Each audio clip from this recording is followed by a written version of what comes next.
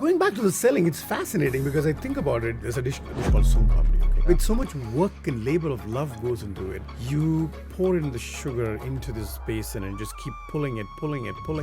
So much hard work goes into it. So much technicality and science into it. And then it is just minimized to a little bar which sits in a little box sold during Diwali time. And look at a simple thing called a macaron. Minimal ingredient, minimal work, simple thing to make it beautiful. But the point is, if you compare the popularity of a macaron versus a Som Papdi, where are we? Gotta be there. I'm losing my cool. I'm on the edge. Something's taking over me. I'm gonna be down on my knees. You know I'm ready for this. You keep me begging for this. This is the Ocio Show with Rahul, where I have deep conversations with interesting people on topics that are meaningful, slightly personal, and perhaps controversial. Roll with this. I can do this all day. I can do this all day. Back up, I'ma run this town. I'm headed for the top and you know it's going down.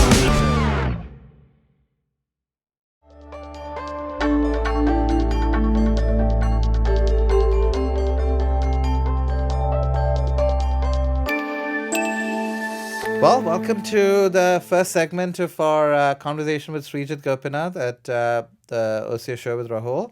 Srijith is a Michelin chef, and we want to really know, Srijith, how did you get into this, the whole being a chef business? Been a bit. Like this was in many years ago. I don't want to say how You don't many want years to date yourself, so okay, let's say a long time ago. Very long time ago. So post pre-degree, which is Pre-degree, before, yeah. that's what we The call high it over there. school. High You school, took. There was a moment where I was moving into university to do my bachelor's. At that point, I had to decide on what I should do.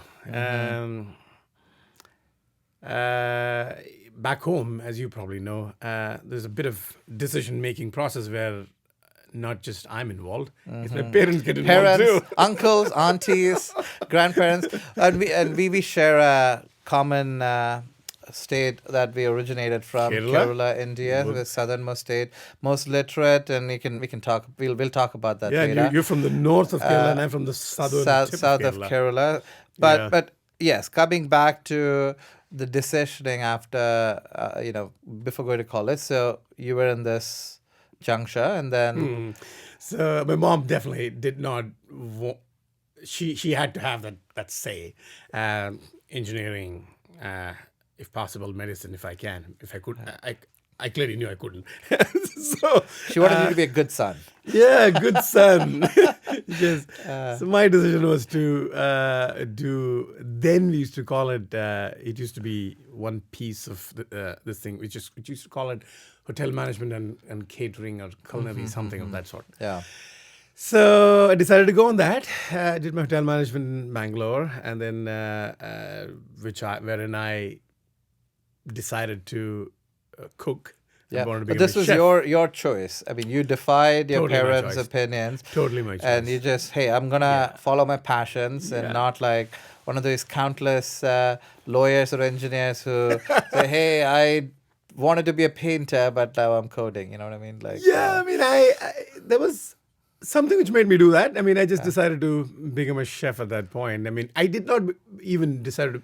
It's not that I decided to become a chef. I wanted to get into this industry and then check it out and how this is going to work. Eventually, I ended up in a year or so. I decided into the degree. I decided, okay, this is what I want to do.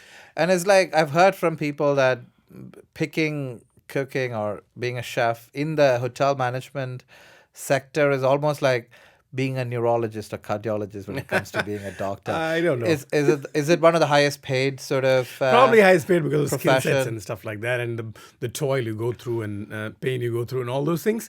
But I think things have changed. It wasn't like that before, and things have changed over the last years. Probably TV has a big role to play. Especially in that. growing up in India, where maybe the chefs are not treated great. So it's a very risky profession to get into. At least then. Back I then, started. huh? Yeah. It was, and things have changed. Like I said, probably TV has changed a lot of stuff for chefs in last 25, maybe 30, I don't know, years or so. I used to remember seeing a Sanjeev Sanjeev Kapoor Kapoor. and Tarla Dalal, Tarla Dalal, Sanjeev cooking Kapoor. TV shows. Yeah, yeah. I mean, I'm sure this is like there's like hundreds of them today. but, Emerald Legacy here, and yeah. you know. And then you did so immediately while you graduated. Did you say, hey, I'm gonna do? No, actually, while in the chef's work? graduation, while I was doing my degree, I just we used to go for this all kind of trainings and internships and all this. Yeah. So that made me think that I don't think I'm cut out for Front office. front of the house, because I didn't have that type of patience. I have a different type of patience. I'm not saying I'm not patient, but different kind of patience I had. I didn't have the thing of just looking at someone's face and just listening to him so much that way. So I decided to, and I also knew that I could cook. So Had you ever cooked before you got into? Oh, yeah. At home? yeah. I always Okay. did. I was. And your parents let you cook at home? Not really. I mean, when they're not there, I try to cook. And I also had this good window of time when I went to do my degree in Bangalore. I used to stay with my dad, who used to work there, and mom was back home and my brother. So the whole house, after he left to office, was mine. So I had this whole freedom of an empty apartment where I could do whatever I want. I did a lot of my tests and stuff like that, whatever I knew. I mean, those days, there was no, I don't think there was, Google was that prominent. Yeah. So books, to get books, look at it, okay, do that, do this kind of a thing. And So that was like a passion for you. So you were enjoyed it, yeah. you enjoyed it. I wish I learned more cooking, but I think my mum comes from a generation where I remember her telling somebody when we were all grown up, we have our brother, 2 boys. They're like, oh, I'm really proud that I never got my kids into the kitchen. So, and people grew up in that generation. I mean, we grew up middle class, we grew up a certain way, and it was an achievement for her to actually not get her boys cooking. But I wish I had learned more stuff. True. But it's not like computer science, or it's not like one of these other things that parents encourage, especially where you grew up, I guess. Or even here, I think. I don't know about here, but for sure in our times, I don't know, even probably today, I don't know, but clearly at that point, cooking is not a thing for, at least for boys. I see for boys, yeah. It wasn't a thing at and all. even for girls, it's only for domestic cooking. Yeah, It's not true. really Nothing. you go out and cook No, or be a chef. It was not a thing at all. And I said, cooking? What cooking? Yeah. We'll take care of that. Yeah. Get out of the kitchen, kind of a thing. That type of thing. And then after you graduated, where did you go with this? Yeah, those profession? days it was you didn't have a lot of standalone restaurants like today back home, back in India or in US. You don't have that many restaurants to work with. So plus they also didn't pay you well. So we had to, at that point, the best job we could get was in luxury hotels. Yeah. The Oberois and Taj and that type of this thing. I mean, the Yeah. international brands were not there then. So those were the big things. And Oberois and Taj are now, I think, a global brand. Which Oh, no, not now. It's been a global for some time now. I think they have Taj here. They have Really amazing. Oberois too. I think Yeah, somewhere in US and Europe. and all Not that. not in US, but definitely they're big brands now. So I used to work for I did trainings in many of those hotels back in Bangalore. That's how I got into this whole thing of cooking, and then that's how. And then you came to United States after that. No, it's a long story. From there, I eventually ended up in a good brand like a Taj, which in Taj in Maldives actually. Yeah, owned by the Family. Tata Group. Tata Group, so from there, while I was at Maldives, I did so many things. I went for internship outside the country. I went to Europe. I came to for a short stint at the Culinary Institute of America in Hudson Valley. Oh. I did so many stages. I traveled to Europe and all kind of stuff I did. I had the opportunity because I was single. I had enough money to spend. And they sponsored all of this for you? while Not you all of were- it, some of it, yes, but otherwise I also had this passion of going and traveling and seeing things because I knew there's not much to see in Maldives except beautiful. But ocean. Maldives is like an international destination like Seychelles or Correct. Mauritius or Bora Bora. It's Correct. a lot of international towards the money that comes into Maldives. It is, but not for. I mean, it's fun to live there for a week, not fun to work there forever for like years. So I And knew it's that probably not going to be there in 50 years because it's sinking due to global they've been saying this for warming. 100 years, but nothing you is think it's sunk yet, gonna- so it's good. They'll figure out some kind of a floating resort or something like that. This is my fantasy, this thing. But anyways, I always traveled outside this thing to see what was out there, and I was also fascinated what the Western world had to offer for the hospitality industry and food and cooking and all those things. So that definitely. Were you still doing Indian cooking in Maldives, or was it more of a Western French style? Yeah, to begin with, it was not. I wasn't doing what I wanted to do, but I was doing what was offered to me, and I had no choice. I mean, being from where I am, the choice for there weren't much To pick choice. your battles, yeah. Yeah, you pick your battles, and I was patient enough to just wait and watch and what I can do. I mean, that's what most cooks and chefs do early in their life. It's not that your choice. I mean, you just wait for that time. And I did the same thing. I did Mediterranean cooking. I did Western French classic, where I learned from other chefs who came there, or from the trainings, and then slowly I built it up. That's how it started. Yeah. And then where did you jump after Maldives? After Maldives, there was so much thing happened while in Maldives, because I also had in between. I was working there. All of a sudden, there's something big happened, which is 2005 or 4, I can't remember the day. Tsunami happened there. The entire island was demolished. 2004 December. That's right. The entire thing was demolished, and then we were left with just a little piece of land. That's it. I mean, Were you there during tsunami? yeah, I was a tsunami survivor. Yeah. Oh wow! I'm a so- tsunami survivor too. Actually, I was in Tuticorin Beach. Oh, really? For the day of tsunami, and we were planning to sleep on the beach because my friends were getting drunk, and for some reason, one of my friends felt uneasy, and we went to his home back, and we hear the next day the tsunami had hit. But anyway, so in your case, did you did the resort stop working? So it's not stopped working. It did not exist for some time. Oh wow! So there was nothing. Nothing there. Tourists couldn't come, or No. It was Okay. see the islands in Maldives are like it's not an island like in Australia it's or just- something. It's just a strip of land, right? You're right. Yeah, it's So- a bunch of sand on the Correct. middle of nowhere. And our island was just a long little strip of land, and all we had was a resort where the guests stayed and where the staff stayed. Yeah, Two sides of the story. So we the entire thing. I mean, it was a long kind of thing. So water came from one side and just blew everything So, away. well, Just that's it. All the villas gone, and It's all of gone, that. half gone. It's all gone. I was actually standing in the lobby that day. I was talking to somebody, wow. and I saw the water come, and then it just poof, and it's all gone. 10 minutes after that, I saw literally TVs and computers and all this stuff floating on the water. Oh wow! So that was it.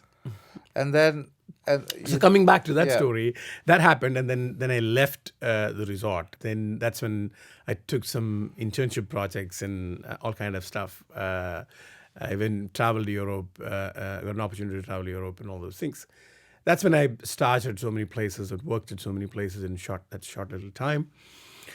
Then after a year and a half or so, I was asked to come back and help open the place with the rest of the team.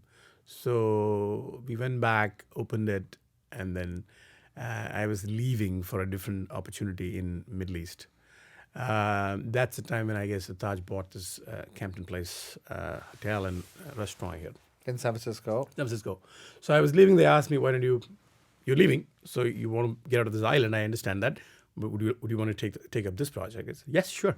San Francisco. I looked up online. I saw some of the best chefs. Went through this San hotel. Francisco journey. Who are you thinking? Thomas Keller or I know there's. I'm sure who are your The inspirations? only known chef at that point I had, because I had that book by French Laundry. It's funny you asked me this question today, because 2 days ago I saw Thomas Keller celebrating his 25th anniversary of his book, French Laundry book. Okay. So it's so funny because I had that book at that point, and I was coming to, and I knew this is the temple of California food or French California food or whatever it is. So It was all inspiring stuff. Campton Place was already an well-established restaurant and hotel, so I was really excited to come here. It was an easy route, but took up. And regarding the San Francisco being culinary destination, I've heard somebody say that outside of Paris and Tokyo, San Francisco has the most, Bay Area has the most Michelin stars. Even they overtook New York, I heard. At one a few point. years ago. I don't know about today, but one point. Yeah, but like again, this is a couple of years ago. correct. But the problem is the Michelin keeps changing, right? Keeps changing. You sometimes- got to look at this every year. Yeah. At one point, yes, it was. It is a number of 3-star restaurants and all those things. There's so many of them here. Yeah. I don't know about today, but I mean, where the money is, the chefs go, huh? Yeah. And then you came here, Taj Campton, and you since left Taj Campton. yeah, I came here in 2007-8. Spent a decade there. Wow. It was. I mean, I landed here at an amazing time of our lives, 2008 recession. Yeah. And the restaurant was an upscale restaurant, so those things don't go well together. The recession and upscale restaurant don't go well. So I knew I had no choice. I had a visa. I was working at. I mean, I was working. And my status was I was working on a visa. So obviously, it wasn't easy for me to go find another job or do another project because I was stuck there. Fortunately, unfortunately, that gave me some time to work on what I wanted to work because there wasn't many people who was dining at that restaurant at that point. Yeah. Like I've had days where I had 5 people coming to dine. Good and bad. Good and bad, yes. Somebody was spending money on the restaurant, so I could. Yeah. The company was putting that money in at that point, so I could just do my thing. If I were putting my own, then I'd have closed that place down. Yeah. That happened, and then a couple of years down the line, and slowly things were getting better. And I figured out what I want to do at that restaurant, though I wasn't given any, at that point, even company didn't want to invest too much money on that. So I was doing what I wanted to do. That's when I came up with this whole thing of Indian cuisine. I just figured out California out in the market, looking at things. I was figuring out. It wasn't very smooth, as smooth as I'm talking right now. It was pretty rough. Yeah. Dealing with people at that point, making people believe that what I want, what I believed in. All those things happened. People walked out. People refused to work with me, and all kind of stuff. This is all in your new venture or Taj? No, I'm talking about Taj, yes. When I yeah. started my career at the Campton Place in 2008 until 2010. So 2010 or so, we got our first Michelin star for the restaurant, and that changed everything for us. Wow, congrats. Yeah, at that point, it changed everything. I was not hoping for any star. It was just an whatever luck or whatever it's called. I don't know what you call that, but I was doing my Were you thing. still the executive chef when you got the Michelin? Oh yeah. I was. You were the chef the there. main chef. Yeah, there. I was the main chef there, and then. So what do you get when you get a Michelin? You get a good fat bonus or nothing. promotion No, or money, At pat that on the point- back. At that Full of time, it fat. was all surprise. At that time, the whole goal was to make the restaurant run. Yeah. Because from 5 people to how do I fill But up did the you place? see once the Michelin hit, you got more clients? 100%. Okay. It changes everything at that point. I don't know about today, but at that point, it changed a lot for us. Everything. And it continued changing it until as long as I had it over there and just changed from 1 to 2 and all those things, it changed a lot. Yes, it's helped a lot of business for sure. Yeah. And did you also see the spike in people once you got from 1 to 2? 100%. It definitely, there is a stats on that. I don't remember that, but I think it's like 10%, 20% stats they say about it. I've read about this from somewhere, but I don't know the exact stat. But it does increase for sure. People tend to get curious. People tend to try you, and all those things. And you. It was a good restaurant, but they since closed down, I believe, or is it still running? During pandemic, we took a short break. I was still there, but we took a short break, and then I left to do my own venture with a partner of mine. So at that point, then they decided things were not. I mean, they were at the point where what do we do now, kind of a situation. When they closed it down, then they reopened it as something else. Got it. And then you left, and you've been since working on your ventures. So what ventures are you involved in today? I opened a few restaurants. So I started with the first outside venture. In fact, the first outside venture was while I was at the Taj. I did not disclose it because I was in contract. So I'm not supposed to be using the PR what I get from the, what is it called? From the Michelin. From the Michelin, as well as from the company itself. Sure. I thought it wasn't fair to use that PR. So I was very careful about it. I first opened a restaurant in Burlingame, which also received 1 star then. And that is Rasa, I believe. Yeah, at that point it was called Rasa, yeah. And then it closed down then. And then, it did not close down. Actually speaking, we held it for 8 years until pandemic. Until pandemic, yeah. Yeah. Pandemic changed a lot of things. Changed a lot of things for good and bad and that point. So right before pandemic, I opened Ettan. I ventured a project with Aisha Tapper from. She's also from India. She's a very smart restaurateur, businesswoman, restaurateur, all kind of stuff. So partnered with her to open Ettan in Palo Alto, and then Copra in San Francisco. In the meantime, while I was doing that, I also opened an English pubish kind of a restaurant in Lodi, where with my friend of mine. Like English pint and curry. Yeah, always a pine good curry combo. and Wellingtons and all kind of stuff, which everything you enjoyed. That type of stuff. And Lodi is the farming Yeah, it city is. back. There's a lot of Indians and Punjabis who moved there a long time ago. I did not realize that until I got back there. in 1900s, or somebody will correct me when they see the show. I think 1800s or 1800 something, 1900s. yeah. Anyway. Farmers that came, and I have some Yeah. friends who have still family in Lodi. I felt that was after going there, like a poor man's Napa or something like that. I mean, Lodi, here comes your next slogan: "Poor man's Napa." no, take that back. No, but it was. I mean, I loved this thing, the tranquility over there, and just it's amazing place. It's like beautiful. It's no longer poor man's Napa. It's. I mean, I thought it was when I went over there. We spent. I could afford a place there with my friend to buy. So English pub, Copra, Ettan. Anything else that you're involved in? I have a little place in Los Altos. Again, it's all partnered with my partner. So it's a little QSR, kind of a quick service Indian inside a place called State Street Market at Los Altos. Like a quick, quick grab and go. Yes, grab and go kind of thing. You can enjoy. You can sit down and enjoy it because it's a big State Street Market is a big place where you have multiple restaurants, little outlets there. I would call it Korean, all kind of stuff, pizza and all those things. So we have one of them over there. Got it. And And any future projects in pipeline yes, I'm glad you asked that. that you can talk about? Yeah, this one I can because I've already put it out there.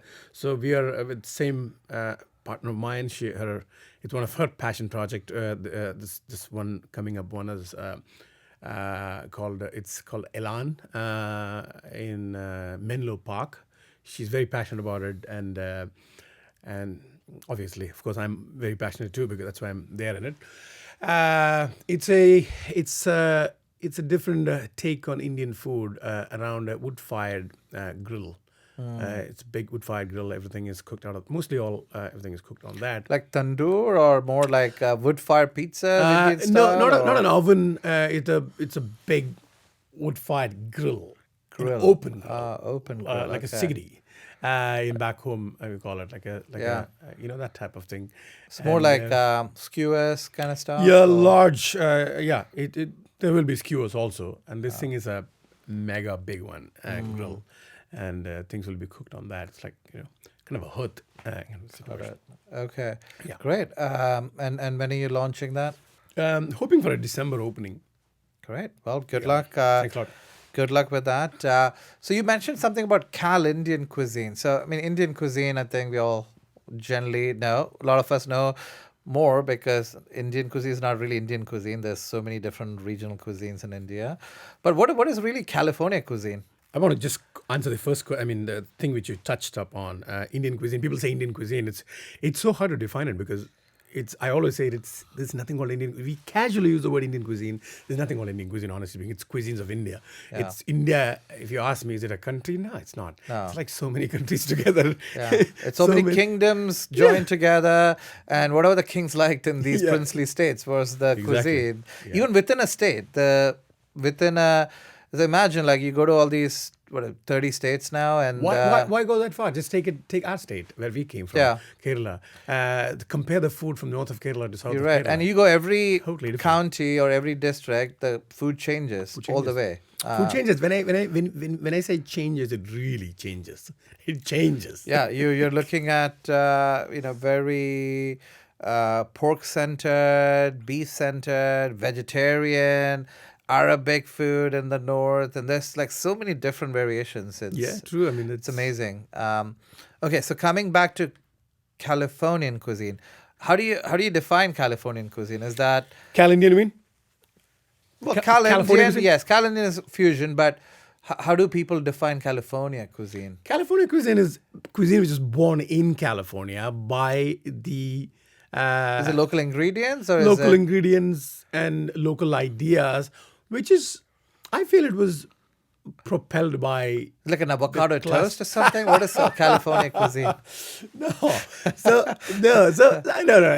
I mean, I don't think it's fair minimizing it to an avocado toast. I mean, that's just no. I don't think it's. I mean, California cuisine is basically it definitely is driven and propelled by classic French cooking. So it's more like Cal French then, technically. Technically, you can call it Cal French because a lot of ideas are from French. Yeah, cooking. I think around the world in a lot of the Michelin places, all like a lot of French ideas. I mean, or maybe Japanese. I'm Yeah, guessing. but I think it's European ideas. I mean, French mainly because French sold it well at that point. I mean, that's one thing which we don't have. Indians don't have that skills at all. We don't know how to sell things. I mean, we're good engineers probably. I mean, we're good in a lot of things. We're good, amazing in dancing, singing, and all those things. But I don't think we were very good at selling at that point. At least I feel from the food or the soft powers we have, we didn't sell it well for the longest time. Now we're probably selling it. That for sure we learned it from the West how to sell it. We're still probably learning. I'll give you an example. So I say this example all the time because to my friends, the amount of work goes into not many of those Indian dishes, highly technical, extremely tasty, beautifully done. We never sold it for ages. Your cuisine is older than most cuisines. Yeah. We never sold it well. I'll give you a simple example Or of. maybe they're too cool to school. They're like, this is what I do. I don't want to sell it. You want to taste it, taste it. You could think about it that way too. That's Because another India thing. was 30% of world's GDP back in when the Mughals were there, and everybody came to these courts and their bars to learn cooking. Awadh cooking, which if you might have heard, True. it's a very Lucknow, yeah. micro-regional cuisine that is made for the Nawab of Awadh. Yes, for the Nawab. Yeah. And it was a very unique cuisine, and people came to learn it from various courts. And I read the story somewhere. People maybe these are secrets too, so it's Lot a of little them bit are of secrets. they don't want to share because Yeah. selling means you're gonna sell it to everybody. Correct. If you keep it secret, then only your king or queen enjoys this. Probably. Going back to the selling, it's fascinating because I think about it. Let's take an example of som papdi. There's a dish called som papdi, okay? It's so technical. pull it up in the Yeah, show it's pull notes, it up. yeah. It's so much work and labor of love goes into it. You pour in the sugar into this basin and just keep pulling it. So much hard work goes into it. So much technicality and science into it. And then it is just minimized to a little bar which sits in a little box sold during Diwali time. That's what is minimized too. And then they Or call maybe it, the fact that we're selling it is what's minimizing it. What if it's shown in a fancy plate in a nice restaurant? That becomes an amazing dish in itself. possible, but the problem is we don't say it out loud what went into it. I mean, I think we're shy about saying it. So, but this is so. And look at a thing called a simple. Take a simple thing called a macaron. minimal work. It's like minimal ingredient, minimal work, simple thing to make. It's beautiful. But the point is, if you compare the popularity of a macaron versus a som papdi, Yeah. where are we? Like, Well, if can you go to a popular market in West and saying som papdi, somebody will recognize? Nobody. But macaron, any kid would recognize. well, the French have the largest number of time zones in the world because of their colonial history. So if probably India colonized the world, I'm sure som Possible. papdi would be a I dish don't know. everybody knew about. Possible. English would have been a better position, but I guess nobody likes fish and chips. By that logic, what happened to English food? They sucked. And that is an amazing dish And there too. probably why they colonized India for the curry. Yeah? That's the national dish in UK now. Chicken tikka masala. Yeah. So with all of this, cuisines swirling in your sort of life, what's your favorite cuisine that you personally enjoy, other than the ones you cook yourself? Yeah, I mean, comfort soul Indian food, definitely I enjoy it a lot. Which is South Indian, South North Indian for sure, yeah. South Okay. Indian. See, the point is, being in this industry, you have this privilege and luxury to eat anything you want to. So it kind of, you get a little spoiled. Yeah. So you tend to have your, South Indian day. You also tend to have your dal makhani day, and you also have, you have the luxury. But eventually you come around and say that, okay, I want to settle for a little dal and rice and a little, pulisheri and avial and all those things. Classic thing was your mom made and your grandmother made kind of a thing. You settle for that. That's definitely one side of the story. Aside from that, I love Thai food. I love this whole thing of, this Malay, Singaporean, that type of food. Indian Chinese comes into play a lot in there. So that's Indian, Indo-Chinese, Chinese influences. Yeah, Yeah, love. I was in Indonesia a few years ago, and I loved Indonesian cuisine. It was very underserved and underappreciated, and so all of these places, Singapore, Malaysia. Yeah. So I think for me, it's when I travel to a place, like I was in Greece a few years ago. And then I came back and I was looking for Greek restaurants everywhere. So it's a flavor of the season. flavor of the So season. and I then love Italian food, by the way. I love Italian food. I mean, out of all this Asian side of my story, then if I have to just pick one from the European world, side, that's 100%. Italian. That the nuances, the South preservation. or North, or it doesn't matter. It doesn't matter actually. It doesn't matter because I've tried from both sides of it. It just changes a lot. But There's for a lot sure, of meat stuff up north, I heard, and there's a little bit of. I'm more not a super pasta. meat guy, but the point is how they treat their meat, is the preservation techniques and how they age it, the cheeses, all those stuff, the nuances of this thing is amazing. Italian food versus the rest of the. Italian food is a lot less fancy. They believe in that, the Simplicity. core of the simplicity of the food.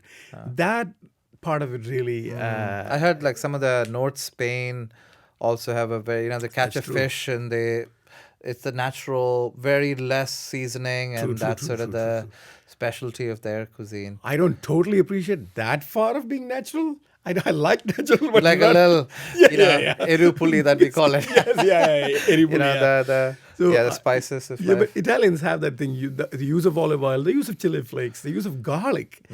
Some part of Spain too. That I love that part of it. So, since we talked about cuisines, what are your favorite top restaurants outside of yours that you have enjoyed, or you like? Let's say top 3. Oh, that keeps changing, dude. That's like the cuisine of the season. Oh, okay. Well, favorite restaurants of the season In the world, or in the world. You can go way back too. yeah, I know. There's one restaurant I enjoyed really well. I really honestly cannot remember the place. It's in San Sebastian. It's a very classic Spanish San Sebastianish kind of a place. Okay, and it's like a Michelin restaurant, or is it? I just don't know. I don't even bother because after eating the food, it was so simple, so nice. It's very grounded to where it was located. So embarrassed that I forgot the name of the place. I so much enjoyed it. I really loved it. San Sebastian, Spain. Correct. Super good. I don't just travel often there, but I happen to travel there. I had food though that loved. Great. That's That's one. one. Thing. It's so hard to answer this question, honestly speaking. It's the last one I enjoyed. I've not been eating out so much. I think for all of these things, whichever comes to your mind first is, the remembrance of a good meal. I remember having dinner at the old Indian accent in Delhi with Chef Manish. He was kind enough to actually. It was a small little place in, I think it's Friends Colony or wherever it is in Delhi. Old accent? The old Indian accent. Indian accent In Delhi. Now they've moved into a fancy little place.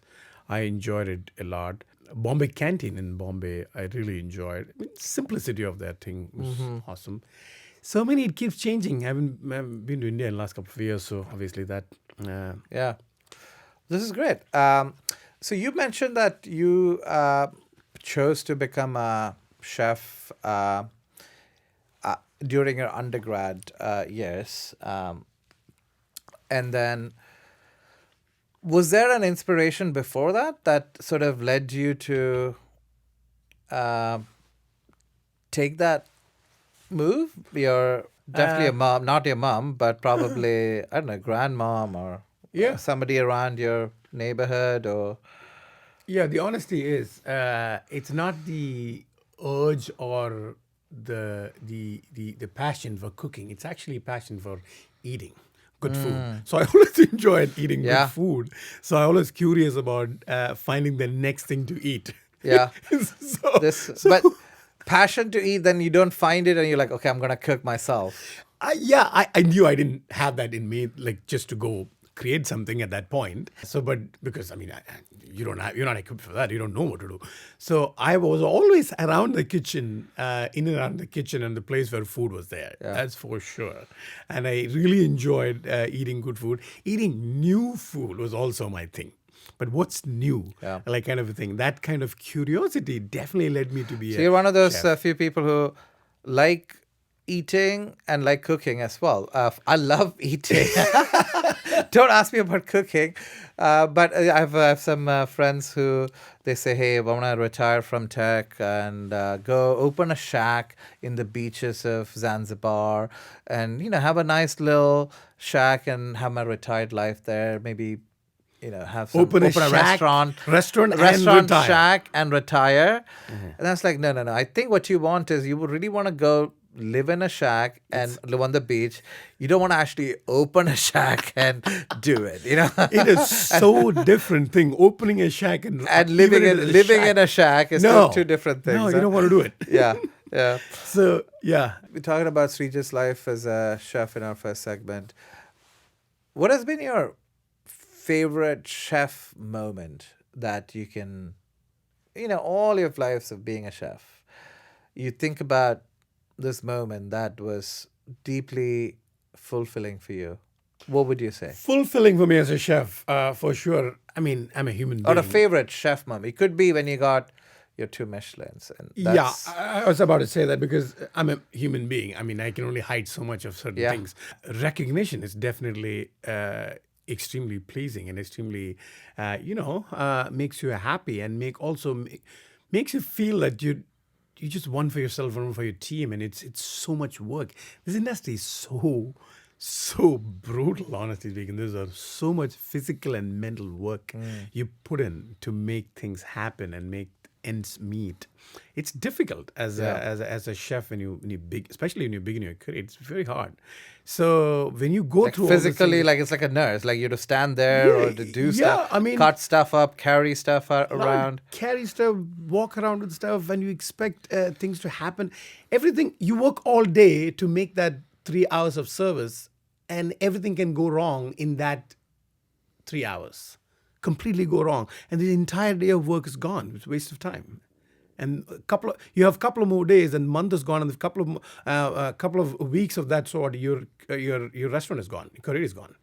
It's so much interrelated. I mean, everything is. It's so you're working for that 2 hours or 3 hours of service the whole day, It's a lot of work. And everything has to happen in a rhythm during the service. If it doesn't, then you have a big problem. So it's a very different kind of world. This whole So thing having is- being recognized for that work you do was Correct. I was coming back to that. So recognition, it doesn't have to be a Michelin star. It doesn't have to be any award. Even when people come back to your kitchen or when you see somebody in a restaurant, genuinely appreciating that, that makes your day. Sometimes it just takes. Sometimes when I wake up, I see a message on my Instagram or something like that. How he or she or whoever it is enjoyed what we had offered in one of my restaurants or today. Or those little moments really it's big. You know, I mean, those things are really amazing. And that, I mean, I guess it goes with anyone in doing any kind of profession. But I feel that this one is brutal. yeah, because it's you're a creative worker too, so the appreciation goes a long way in the It does. creative arts. It does. It It's, does. you know, ultimately, you're not McDonald's churning Yeah, out churning stuff in it. hamburgers, right? So Yeah, it's, but that doesn't mean that people should not critique or comment or something like that. You must, because you pay for it. It's not that I give you free food or free service. You paid for it. You have all the rights to critique and comment, but do it ethically. Do it in a way you would expect somebody to do it to you. That type of thing. It's simple things. I mean, I think people should exercise their rights of saying it loud when things are not right. Totally fine, but there are ways to do things. And yeah. And what has been your worst chef moment? You think about all your history of being a chef, and you think to this moment where, like, why am I even a chef? Or Yeah. Honestly, I've never had a worst chef moment of that type. Like you said, why am I even a chef? That moment never came to me. But there are moments I've felt that if this wasn't a career, if it was a different career, I could have spent more time with my family. That for sure, because I didn't spend a lot of time raising my son. I regret that big time. I make up for that now here and there, but my wife spent all her life raising him. is that a common sort of thing with people who work at different timings or shifts, or was it just you deciding to work on these ventures and focusing on your career? No. A big part of my life, I had only one restaurant, and that took sucked the entire oxygen around me. I still remember, funnily, growing up, my son was little baby. So he went to his elementary school, and they asked him about his dad, and he said that it was a summer. So he said that my dad sleeps and eats cherries. So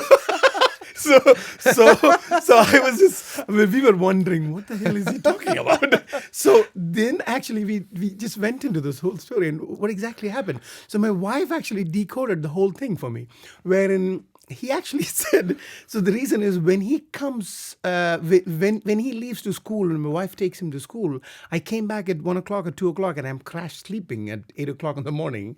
He sees me sleep. And when he comes back, I'm not there. I'm at work in the evening.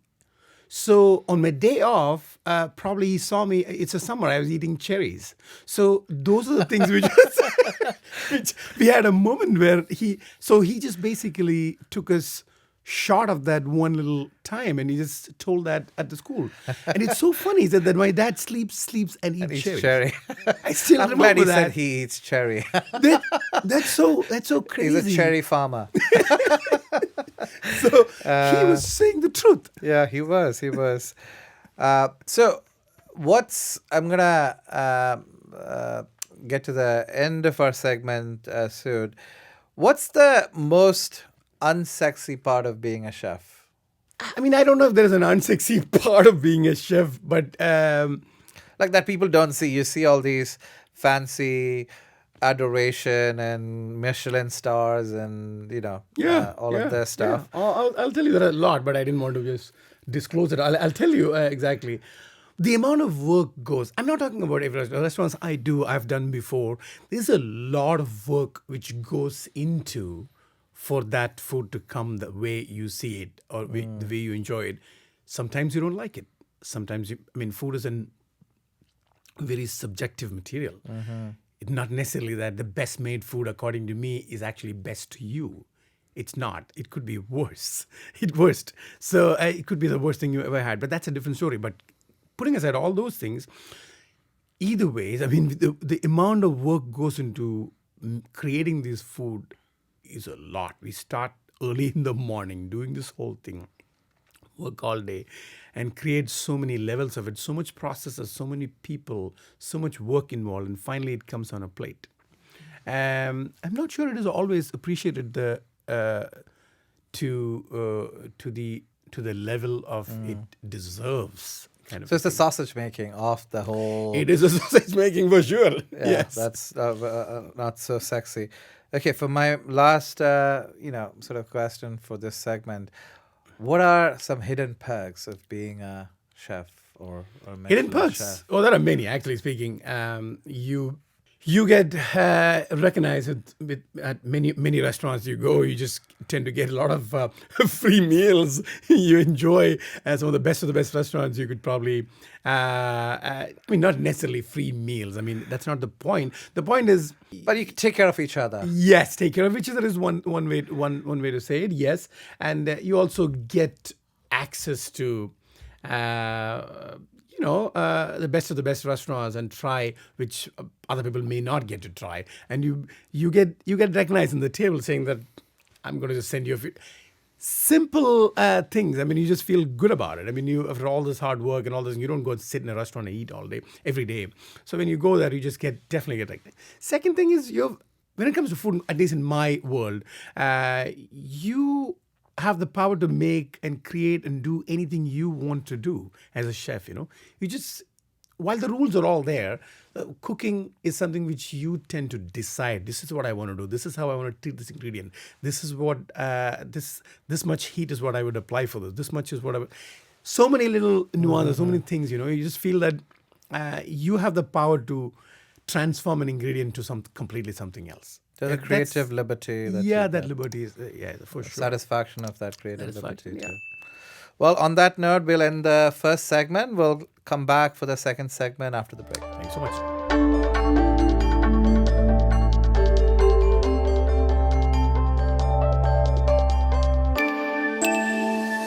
Well, welcome to the second segment of our conversation with Srijith. I want to talk about the whole business of restaurants. Sure. So, more Michelin stars, more business. Is that true statement in general? Not necessarily. Michelin stars is just one part of this small part of a big story. So again, not every restaurant needs star. Not every restaurant is cut out for that. That's not. Even today, if you look at it, none of my restaurants have stars. They're all big restaurants. They're all Michelin. They're recognized by Michelin for sure. But This is the Michelin Guide. it's in the guide. But those are all the restaurants I own today. I held it for almost 14 years. So now restaurants are big restaurants meant to be. Those are big formatted restaurant like 200 seats and plus and stuff like that. So not necessarily we shoot for stars all the time. There are restaurants I've done before had 1 and 2 stars, and it was, honestly speaking, going back to it, I never built anything for it. I never tried anything for it. It was just a coincidence. It just happened that this Michelin star happened. So none of those. But isn't that like an Oscar for the chefs in this industry, or? I don't know if I should label it as an Oscar. It's big recognition for sure, and people tend to know. People tend to understand it more than most awards. What are the and other stuff big like that. restaurant awards that people care about? Was it the World's Top Restaurants? Yeah, best James restaurant Beard, in the world, or and James Beard recognition, and, Wine Spectator for the wine. Yeah, even Wine Spectator for the wine, and Michelin, James Beard for sure. Yeah, all. There are many now these days. Yeah. La Liste. And, Are there some chefs who actually don't want a Michelin because they feel that might do something to their restaurant? Because I've heard some stories about restaurants going under after they got a Michelin star in some cases. I mean, I might sound a little controversial here, but I mean, honestly speaking, I'm not in the team of people who say that if you get the Michelin, your business sinks or something. I'm not from that camp for sure. Because that was not your experience, because you had a was- different experience. Yeah, sure. That's also there. But the point is, if the restaurant sinks, you can't blame the Michelin. I mean, that's a different story. I mean, that's not the way. Or to is look it at is it the harder to manage expectations? Because once you get a Michelin star, people pay for that money, come there, they have higher expectations than a regular restaurant, and hence you screw up, then it's more on you rather than. Yeah, I mean, what do you think? What do you think Isn't that about the that? case with any restaurant? It depends on the model of your restaurant, right? If your restaurant is $9.99, it's one level, and then you have $35 to $50 another level, or $50 to $100 another level. Then you're taking about that. So it is also on what you offer at what price, and how much you succeed versus saying it Michelin or non-Michelin. Put aside the whole Michelin and the recognition on the side, and say that what you offer at what price. That does matter. People pay money for a quality service and quality food and the nuances and the atmosphere and all those things. So like I said, I'm not from the camp of people who say that because of that I failed. You failed because of several reasons. One, the location could be off. The model could be not working out. A lot of us chefs actually look at a restaurant and just, I wouldn't call it massaging an ego, but we have this whole belief. We stick to a certain principle. We believe in certain things, and we expect that belief and principles to be bought by the public. the public, just like that. Not necessarily always it happens, because sometimes your mathematics or calculation is wrong. You could completely think that this would happen and it would not happen. That's probably one of the reasons, and the location is probably a reason. Time of your life is also could be a reason. It's a bad timing. Some people do certain kind of Or like COVID, or like COVID could be one thing. these things. It could also happen. could be you actually launch a style of a restaurant in a town which is not ready to actually accept that. That could be one thing. I remember Floyd Cardo's, late Floyd Cardo's, whom I really respected a lot. He opened Tabla those days. It lasted for over 10 years. But I thought, given his talent, that could have been like a 25-year-old restaurant today, or 30-year-old restaurant today, because it had that thing. But I feel that New York was not ready entirely. too ahead ready of for its that. time. Too ahead of its time. That's the way to look at it. So that can also be a possibility. I wouldn't blame on any awards or recognition because I had this award. That's sometimes I feel that it's a publicity stunt. Do you think, what's the average tenure of a Michelin restaurant? Like, is it, I'm sure we can look up the stats on this, but a lot of them remain, I'm guessing, for like tens of years. So is it more like churning out? Michelin churns this out every few years. Going back to that same answer, by that logic, any restaurants are that way, right?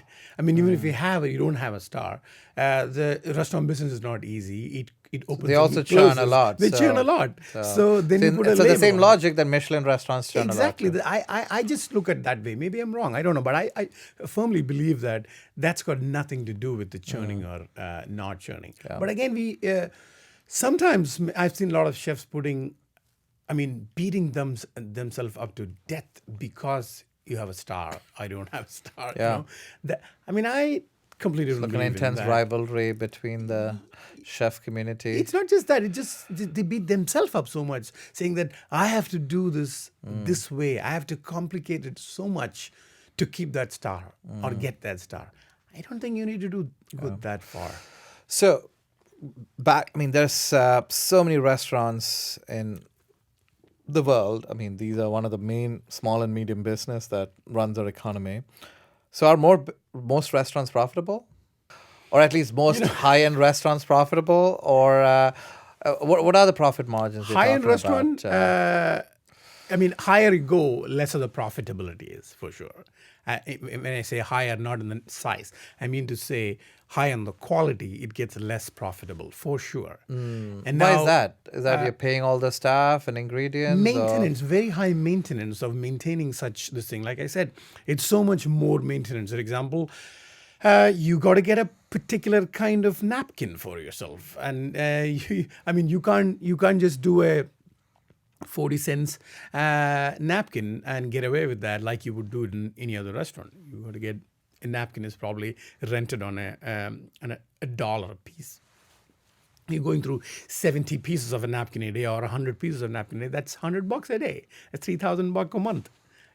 That's like $40,000 a year. That's expense. All these small things adds up. So maintenance of that is high. And number of people you need to put in the kitchen is a lot more than you would you can have it in other restaurants.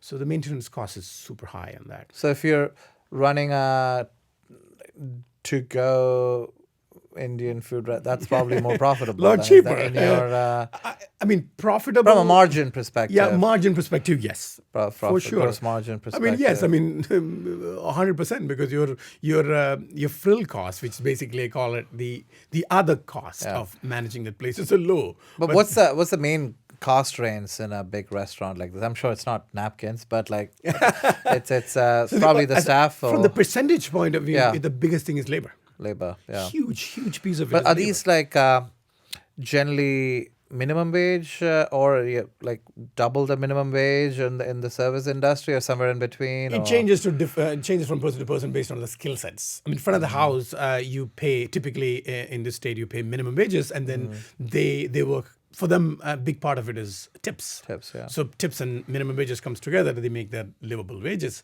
For back of the house, it's very small part of tip and then higher wages, obviously. And it's not that all these chefs are paid very highly too. It's a number of chefs you have to put there, a number of people you need to run the restaurant. It's not that we are as a restaurant we are able to pay that much. Yes, we pay a good, nice wages, but at the same time, it's not. I feel that I wish we could pay more. Because the economics also need to work out on these kind of stuff. But why would the restaurant industry is so fragmented? They could go anywhere and get a minimum wage and a tip. Is it more for the brand they stay or the team that they stay for? These back office and front office people in these restaurants? I mean, they could go anywhere and get a job. Yeah, that's a fact. But people, because you still got to make minimum wage and tip and all that. Yeah, people have some of them actually grew up doing this, they're continuing it. Some of them are really passionate about doing it. Some of them actually have the goal of being a chef or doing their own project someday. It's so many different reasons why they do it. Yeah. And what are the most profitable things in a restaurant? Because I remember going to business school and doing some cases on some specialty restaurants. And at that time, we learned that a lot of restaurants, if they want to increase their margins, add more bar space and desserts, apparently are the most, at that time, this was a Japanese Benihana or something that I was doing a case on. Is that the case, or do you have other items that are most profitable? It depends from model to model, right? I mean, simple logic is it's always good to have your beverage sales higher. That's higher margin than alcohol, and less work. Because you're not sitting there and making wine, or you're not even sitting there and making spirits. And the most difficult thing you could do is mix drink mixology, and mixology and making a cocktail or a non-alcoholic drink. So that's a lot less labor going into work than making food. So obviously, if you can increase the ratio of beverages sold, you tend to you tend to make a little more money on the margin. Got it. And after the labor cost, what's the biggest money drain in a big restaurant like yours?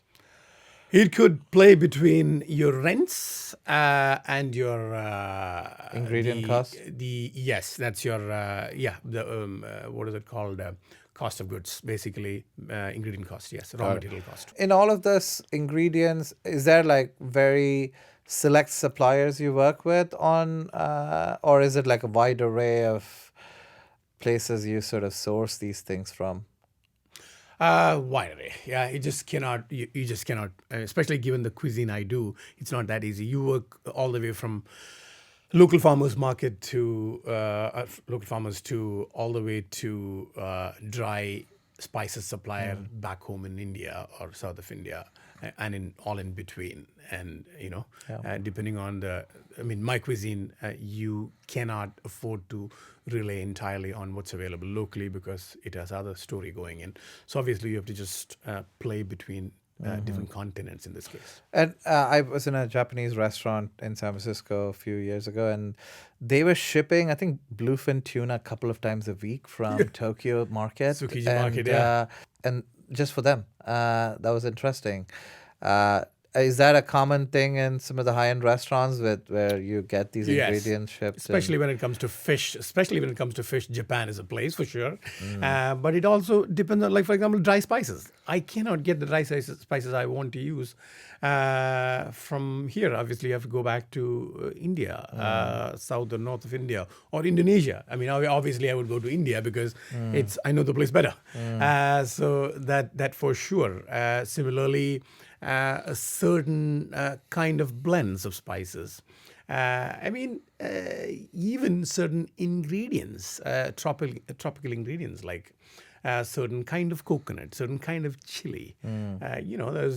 There is Kashmiri, there is Badige, there is Shampati. The chilies, like the Mexico has like array of chilies, India has too. Different chilies do different business to the dishes you make. So you have to pick those things from certain place back home, like Batania from Rajasthan. And these are things you learnt over your experience, or in school, or like how does one figure all this out? School you just learn theory. You don't know. As you go, as you work up, as you create dishes, as you learn from other people, as you make dishes, you find out why use this chili versus that, because it sounds like it's all chili. Why use a spicy Reshampatti chili versus Kashmiri chili, because Kashmiri has a lot of flavor and less spice level and a lot of body to it. As you grind it, it offers you a consistency to the dish as well as the flavor to the dish. And the color to the dish. But the other one, Reshampatti or any other spicy chili, basically it gives you a lot of heat as well as a little bit of body, a little chili. So it ranges, and so it depends on what you want to use. What you want to use it for. Yeah. And also, I was seeing this documentary about Noma, which is one of the fascinating restaurants in Copenhagen. I've actually gone there many years ago. And it was Rene, I think, the chef. He stopped that restaurant for a couple of years, and then they were doing this whole experiment of innovation, just making new stuff, new kinds of food and innovation. And do you think that's of course natural part of being a chef? You slightly change this to make something new. But do you see pockets of innovation happening where somebody's actually reinventing cuisine? Because I believe that food is one of those things that has been most sort of done and tried after for like thousands of years. Do you see that happening in some pockets of the world or some chefs? Or like, how do you think about innovation when it comes to food? So Rene, he's a fascinating human being, and what an amazing chef and all these things. The stuff he's done, I don't think many people in the world has done till late. The ballsiness of the move he's made, like shut the restaurant down, start all over, move his entire restaurant to Mexico, move it to Tokyo. Who can do in this scale? I can do a pop-up for a day, but the way he does is like, oof. I was fortunate to meet him in New York last month, a month ago or so, when he was there for a shoot. So, anyways, so that type of movements, I mean, that's a dream for most chefs. It's not easy for that to happen with everyone, given your personal life and things go on in your life, all those things. It's not easy to do that. And he's one of those people who's made that happen. Ferran Adria made it happen many years ago in Spain. Or like a few other ones as Very well. few people have made that kind of radical approach to restaurants and cooking happen. Those are the moves which actually will create and give birth to something extraordinary. I mean, that's not. I mean, you can do great stuff. That's extraordinary, genius stuff. I mean, it's not easy to do that. The connections, the supply chain, the passion, the time, the energy, the money. So much stuff you need to do that. But I wish more people did that. I wish I could do that. Yeah. But it's not that easy. Yeah. What do you think is the most successful restaurant sort of business? Is it the franchises? Is it the Michelins, the Thomas Kellers, I don't know, the Gordon Ramsays? Like who are successful in this business technically? Like who is making? It's a wide range. Is it people who are famous making the money, or fame doesn't equate to money, or like in terms of? But what do you think is happening? Oh, this is a subject you could just talk for all day. I mean, talk all day. Literally, I can speak for the next 5 hours, but if you don't have that time. But the point is, I mean, it's pockets of everything in every model or every level of these businesses, starting from, I mean, like you said, the QSRs to the fine dining to the recognized chefs companies to all kind of stuff. I happen to fall in the category where I was what is it called? Moderately or decently recognized by these things. And I happen to work with somebody. I happen to partner with somebody who's really passionate about doing this business, about food and cuisine, and happen to have enough money to actually invest in this business. And we decided to open a company with multiple restaurants. That is one way to go to open that sizable restaurants, like big enough restaurant which actually can break even and make some money for yourself and the investors. That type of this thing is the best place to be in for sure, 100%. And then if it's like the QSRs are like definitely higher margin restaurants for sure, 100%. Because your frills or your the other costs are lower, and you could also scale them and replicate them in many places. So that way you're scaling them. More you scale, more number of restaurants you open, you tend to make more profits or more margins. That's one side. And the last one is like a high-end restaurants like the Percés of the world and French Laundries of the world and all those things. Built by an iconic chef like Thomas Keller. It stayed for 20, 30 years. And then he's a very smart businessman too, or the way he did it, he just did not open a bunch of 3 Michelin star restaurants. He basically opened that type of restaurant. At the same time, he also had a nice bouchons in the mix, wherein it just. And you think the bouchons probably make more money than the 100%, yeah, for sure. I don't know I have not seen their balance sheets for sure, but I know bouchons tend to make more money, and the endorsement and the fame. You take advantage of from the French Laundry that carries you over. Yeah. Got it. So I'm gonna end this segment on a sort of interesting question. So I used to spend a lot of time at Uber, and with all of these delivery services now, with the DoorDashes and Just Eats and Uber Eats of the world. Do you think that's changing some of this restaurant landscape and the business of restaurants? And maybe not so much the high-end ones, but like, what's your general take on people wanting to get food in their home, but of course they want it from good places. Correct. Yeah, that's mostly. It doesn't happen in high-end restaurants. It happens to medium to. I did see some high-end restaurants during COVID actually. Oh, do that's this, different. Yeah, that's different. Yeah, which is interesting as well. Yeah, so the upper mid, I would say. I don't know if there is something even. I don't know if there's a word that there's the upper mid Yeah, the down upper below. middle class is Yeah, upper mid to down Lower to upper class, QSR, whatever you call it, whatever yeah. you call that. That's the place where you tend to do a lot of this to goes and all this deliveries and stuff like that. That does add to your margins because it helps with your margins because you're actually having another little entity within the entity wherein you can actually create a little more. It's a revenue source where you could do without investing further into your delivery for you can Correct. just it's an easy plug and play Correct. model as Yeah, well. you tend to lose some by giving the part of your profits to all these middlemen, but still you tend to make a little more money if you price it well and if It's you like have a the right kind of necessary brand. evil that Necessary evil, correct. yeah. Well, on that note, we'll end the second segment and we'll come back for the third segment after a break.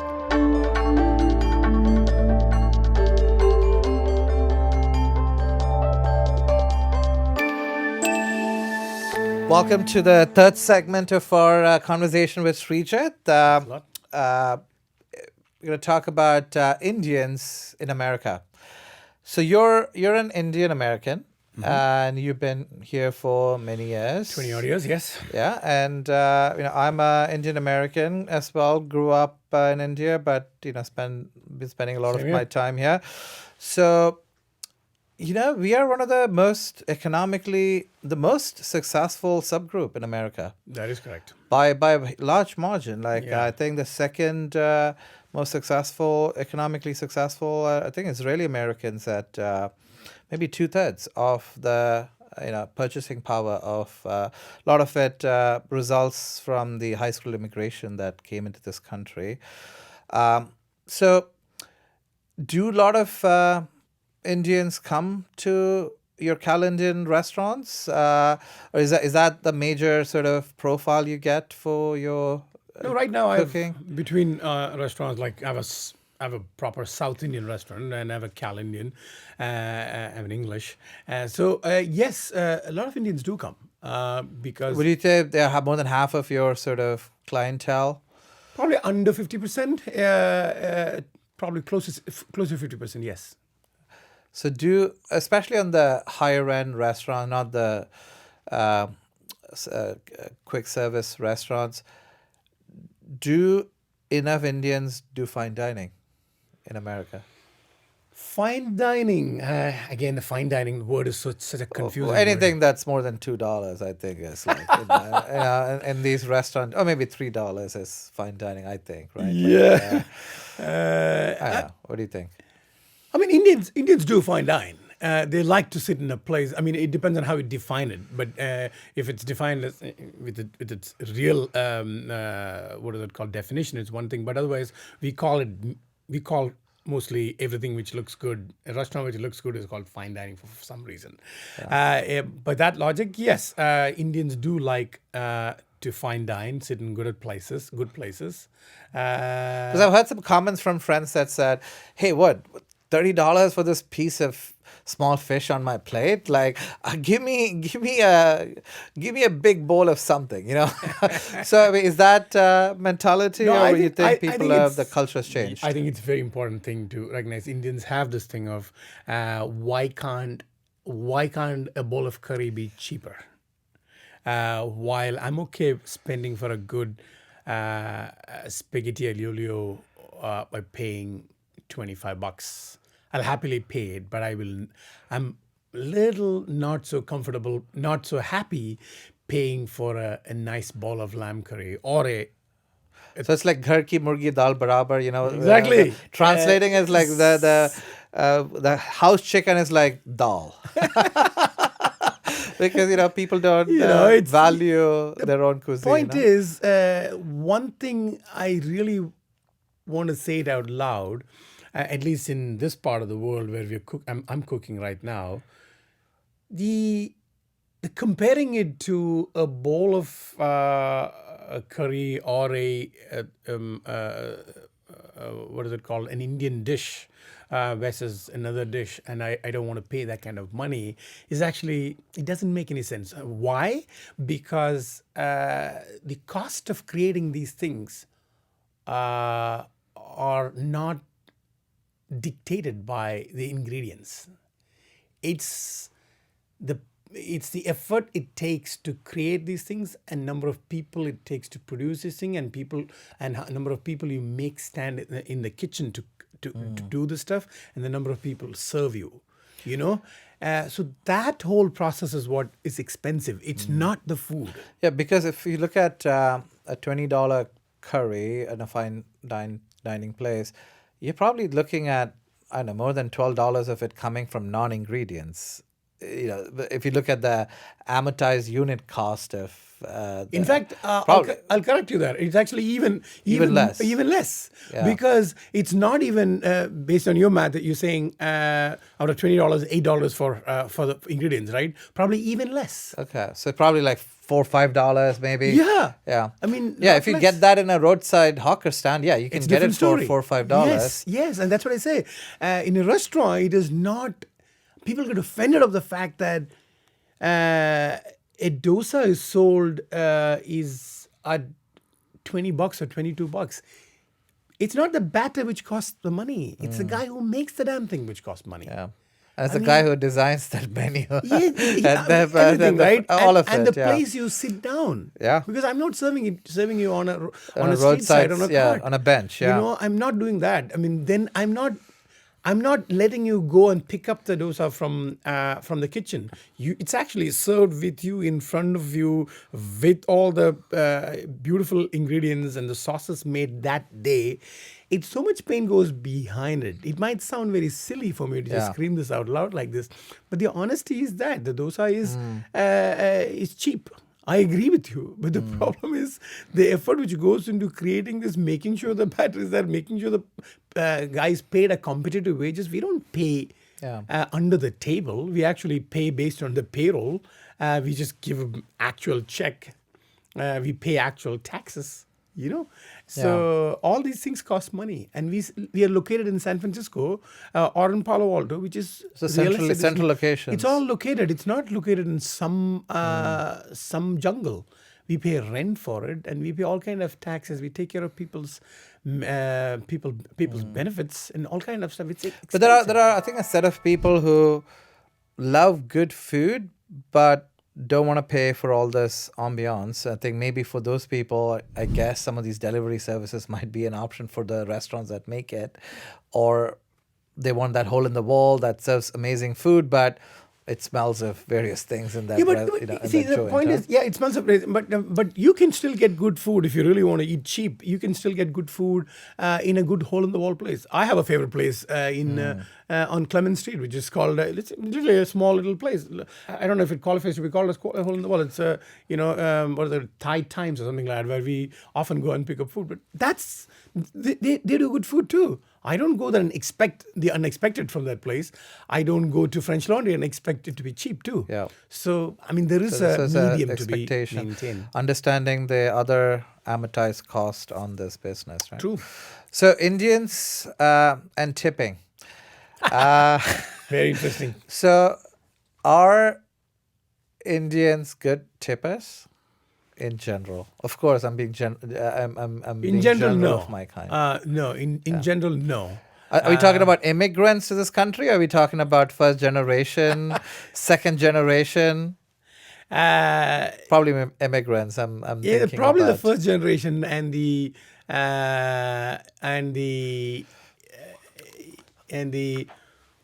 immigrants who come. We are all immigrants to this country. Immigrants. We grew up in a culture where. Sorry, I take that back. It's not first generation. It's the immigrants. Immigrants. The first generations are assimilated, but we come from a culture of no tipping. No tipping, correct. We're Or like very minimal tipping. Yeah. And sometimes these old habits die hard. That's and true. You think, what are things that people don't recognize when it comes to tipping in from the other side of the equation, because now you're see, the thing is, we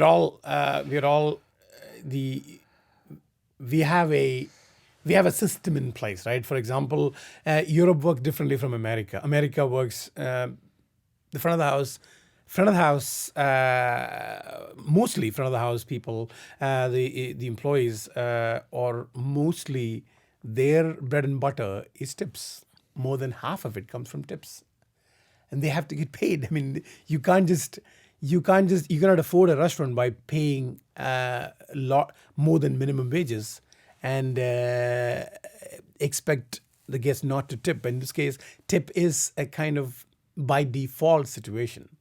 I'm not saying the percentages, but I do see, to answer your question, I do see comparatively the tipping percentages are lower with Indians for sure, 100%. It's a lot lower. The problem is as the volume of the, what is it called? The amount of, not the, how do I explain it? If more Indians come, then it's a problem. No. No, not that. The size of the check defines Indians how to tip. Yeah. When the size is small, they're okay tipping 20% or 18%. But as the size goes up, then they come around and just round it to the a comfortable number.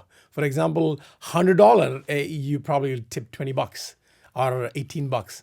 But if it is 300, then you don't go by the percentage, but you actually just go back and say that it's too much to tip. I'm going to just do first 200s of the 300, I'll do 20%, and the last 100 I will not tip at all. So it's a tax bracket.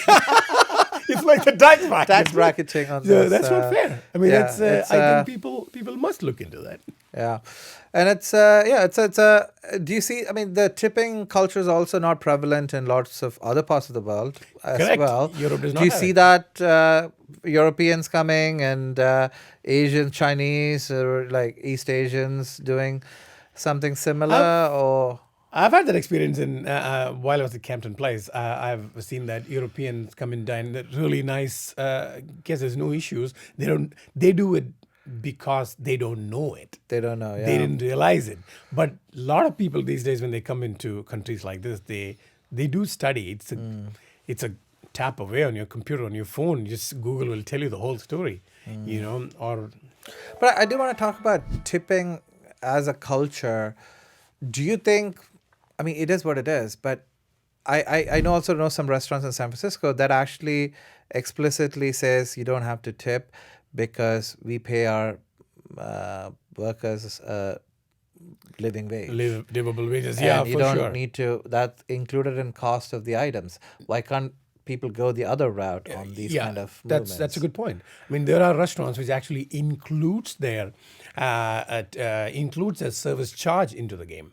There are very few restaurants, handful But that's of a restaurants. technically people can ask you to remove it. I'm sure a lot of people don't, but legally, right? Like you There are cannot. two ways to do it. One is there are two ways to do it, right? One is you add service charge, which you clearly mention it on it. It's Yeah. an added service charge. For Second thing parties is- of 6 or 8 yeah, or whatever correct, more. Correct. And the other one is you basically add it to your price of your dishes.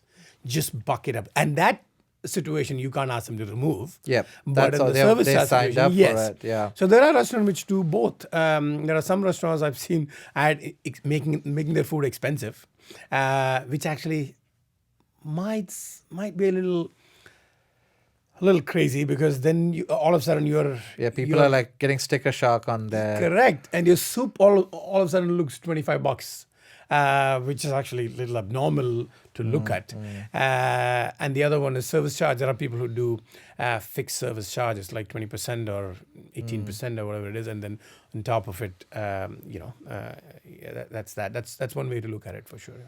Yeah, these lot of the European restaurants, a lot of them have healthcare for these workers and all that. Correct. So they don't pass on that externality to the small and medium business, the governments. Our workers don't, right? They get these protections from It's the so government. unfortunate, yes, and unfortunately, you're taking on those burdens, and then how do you? Yeah, who gets to pay for that ultimately? Yeah? It's difficult. What we do is we actually charge to give all these things, all this, to deal with all this extra thing. We charge them an additional percentage on what is it called? SF mandate. SF mandate. We actually charge them. What is that? Is that for a health care, or what is that SF mandate? We call it a quality of life charges. We give a lot of other things we provide them, including what is it called? Benefits in different way. I mean, I don't want to list it down, but a bunch of benefits we give our staff. So obviously, that basically we charge. Do the as a chefs mandate. staff get healthcare in these We restaurants? do, in yes, general? yes. Yeah, we back them up. We do 50% of the Healthcare. healthcare. We take Got over it. 50%. So, also coming back to Indians in America, what are their attitudes towards the chefs? Is it what you see Indian Americans. Indian Americans or immigrant Indians? You think? Do they treat the chefs the same way they treat them back home, or is the attitudes different here? It has in changed. general? It has changed a lot over the years. Chefs have been now kind of given that celebrity status. Yeah. That has been that change is good, and sometimes it gets a little bit too much, and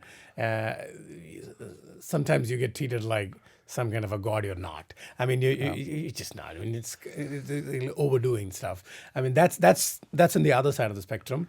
The first side is I grew up in a place where chefs have no recognition at that point. I mean, Yeah, who the you hell are- ask any of when I grew up, and there was like 5-star hotels in Kerala, for example. How many chefs did you know growing Nobody. up by name? No one. Yeah, I knew like 2 chefs in India by name. Yeah, now, things have changed a lot. I mean, now it changed a lot, but it was forget about recognizing those days. I mean, you're not even treated well at those days. I mean, you're not even seen as a comparable to some other profession, that type of thing, and that change is a good change.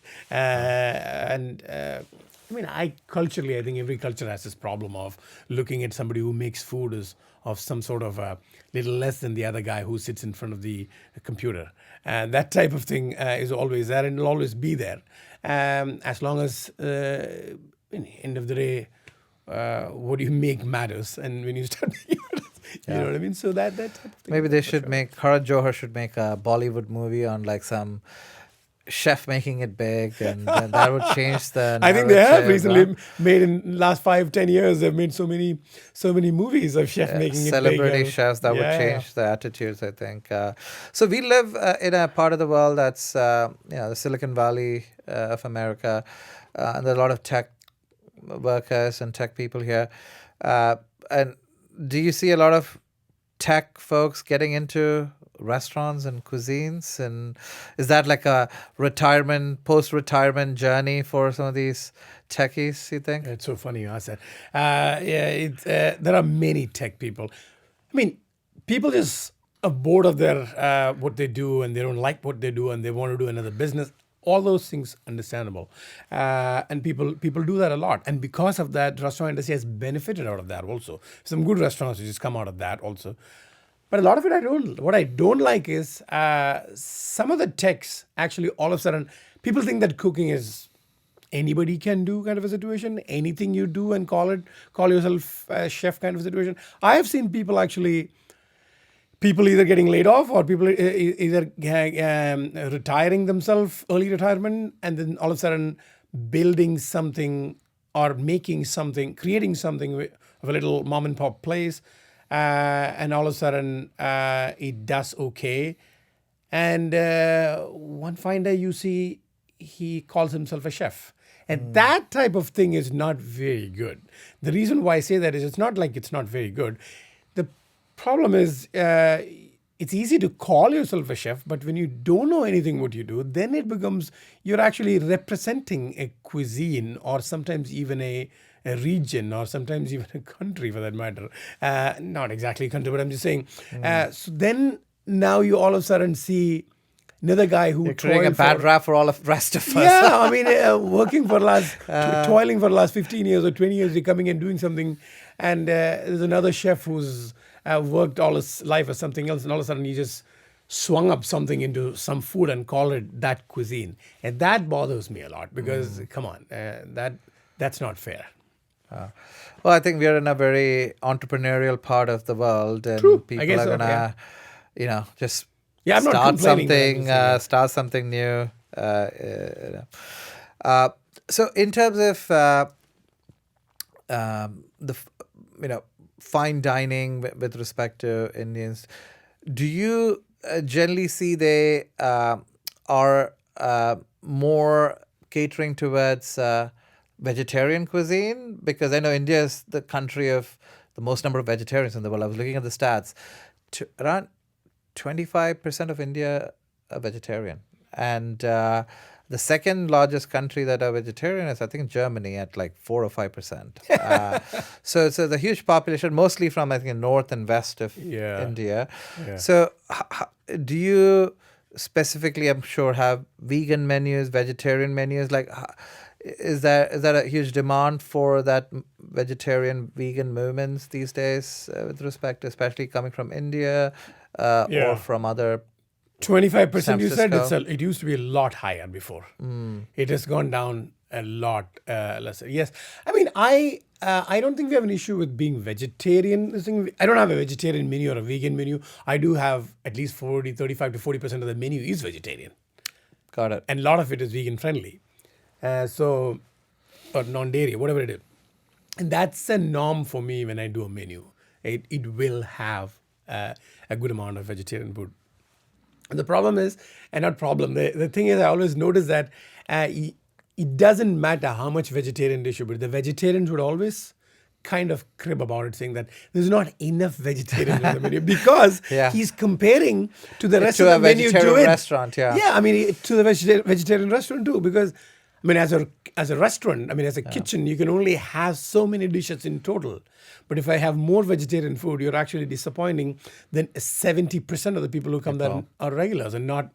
So your balance is off. You can't afford to have 80% of the vegetarian and 20% of the other. So it becomes a difficulty. So that's why you have less vegetarian dish on the menu, because that's purely business. I mean, you just can't do anything.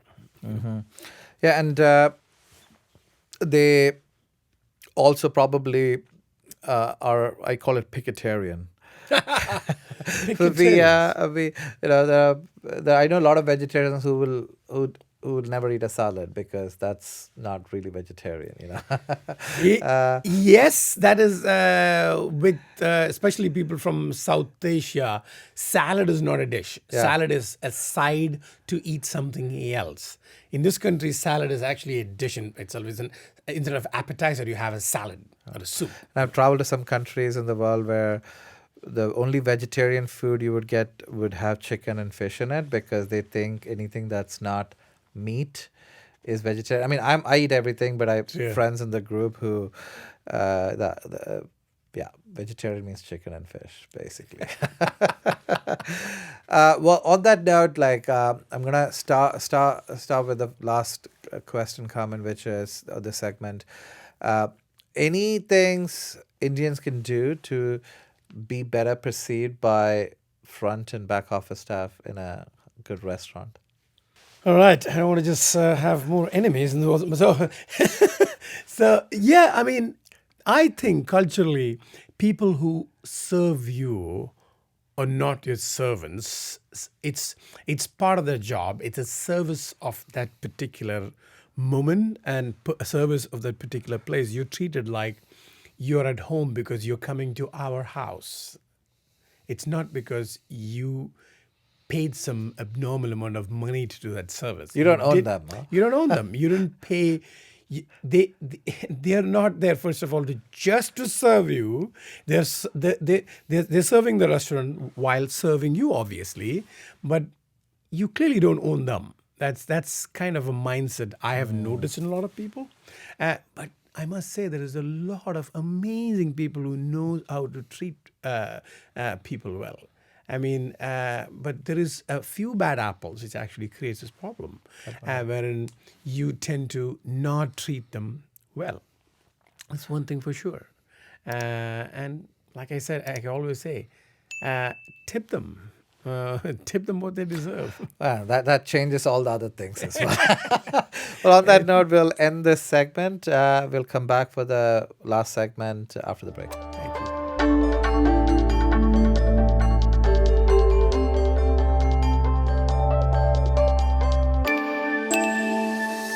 Well, welcome to our last segment for conversation with Srijith. Thank you. So, Srijith, we are from the same part of the world, Kerala, India. So you're a Malayali, the people from Kerala called Malayalis, who grew up in Tamil Nadu. That is So correct. tell us, like, how did that happen, and where did that happen? Yeah, it's funny.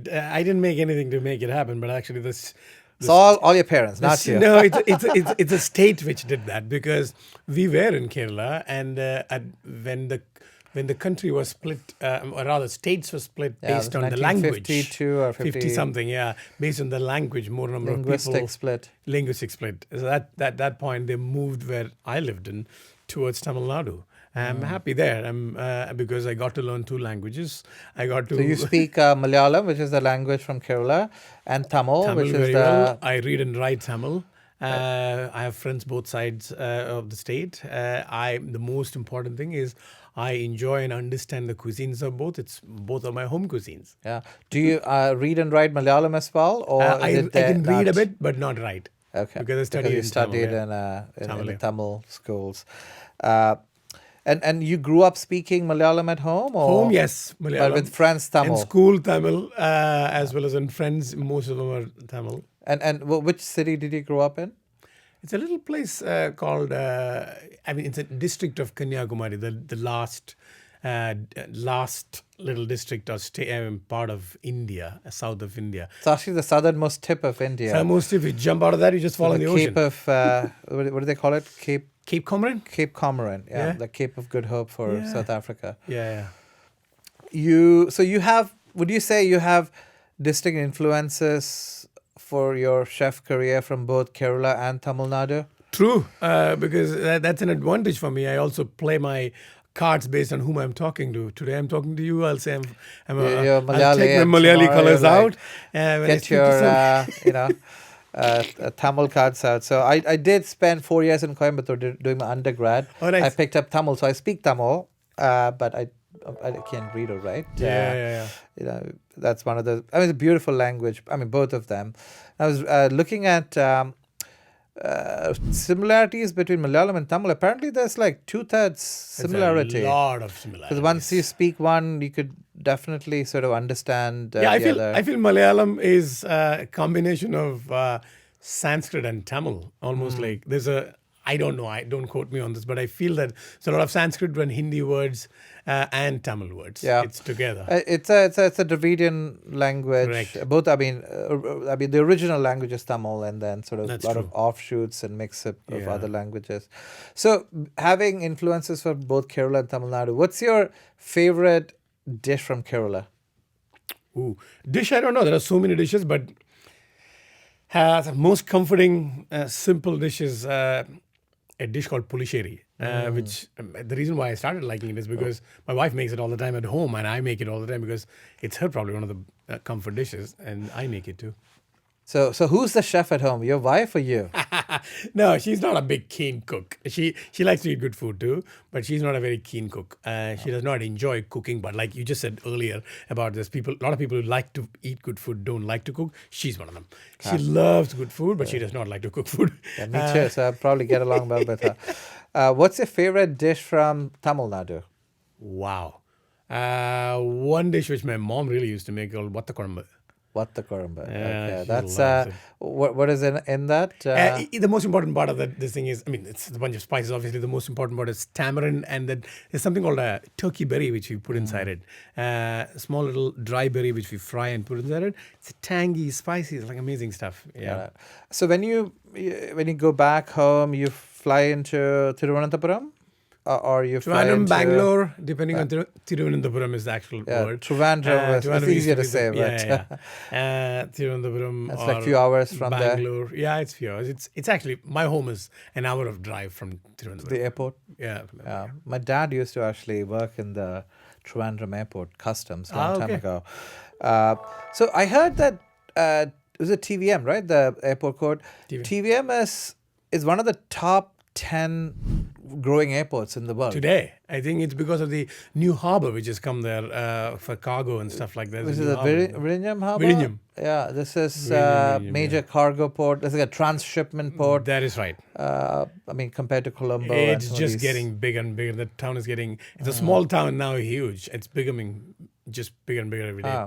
I was surprised. Among all the other European airports, this is like air traffic is Yeah, significantly it's finally growing. getting recognition for its capital city. Nobody knew it was the capital of Kerala.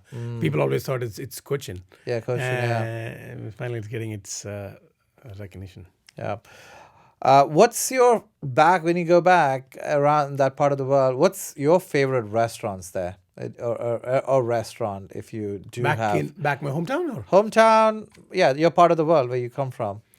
I like this silly mom and pop little restaurants where I could get things what was made back home with my grandmother. Any restaurant we could give a shout out to as well on the show notes that you particularly care about? I mean, that I think still exists? everybody knows these kind of places. There's a restaurant called Paragon. Paragon. Paragon is in. It's everywhere now. Everywhere now. Okay, It's I love in, Paragon. yeah, it's in The Calicut. chicken it's in- biryani. Yeah, the biryani. One of my favorite. I even remember went to Dubai and I went to Paragon Dubai because I wanted to have biryani. But yeah, I'll There's I'll another do a restaurant shout which out has to come up, Paragon. which by a chef called Reggie Thomas, called what is it called? Chakka Kandari. What is it called? Kappa Chakka Kandari. Kappa Chakka It's also Kandari. Do you think the concept of fine dining is taking shape there and out there? Because I've been hearing, especially in Mumbai and Delhi and Bangalore, like this like fancy Japanese Wagyu steak being served in these restaurants, and people are opening up apparently these days. I mean, do you think it's happening in Kerala, Tamil Nadu, more of I don't think it has reached the. I mean, it's probably in the real urban city centers, and cities, probably one or two. Not really as much as it is in Bombay and Delhi. These two places have, it's gone like completely blowing up in terms of international cuisine. and where do you think, now that you still have friends and family and roots, how do you think this part of the world is doing? India, Kerala, Tamil Nadu, like that part of the world. I can't just point it out on this thing, but as a country, India has grown unbelievable. Last 10 years of growth has been probably bigger than last 50, like 30, 40 years of growth. It's like growing. I mean, to put it loosely, it's just crazy. It's amazing. It's good. I think this is next couple of decades are going to be India decades for sure. From the looks of it, it's amazing. Good for the country. Well, I'm gonna end the show and segment with the last question for Srijith. I mean, you being here, I mean, you're having a life here in San Francisco. What's one thing you miss most about home? Where are you from? I really don't. I really enjoy very little things. I miss things like the simple things like getting milk in a little plastic bags in front of home. Things like once in a while elephant walking by the front of the home, like very simple things. Just going and seeing, festivals in temples. I'm not like majorly pious person, but I enjoy these things. Going out with friends, It's a cultural experience. cultural experiences. I miss that a lot. Walking around the little coconut orchards and getting those tender coconut from the tree directly. Jumping in the little river there and swimming around and just enjoying the time. Very little silly things which I really miss. Playing cricket. I mean, I'm a little street cricket. Those are the things I miss. I don't miss anything majorly, but I'm in a very privileged, beautiful, amazing country here. So I'm happy where I am, but these things I do miss. Well, on that note, thank you very much, Srijith, Thanks a for lot. conversation, and we will see you very soon. Thank you. Thanks a lot for having me, Rahul.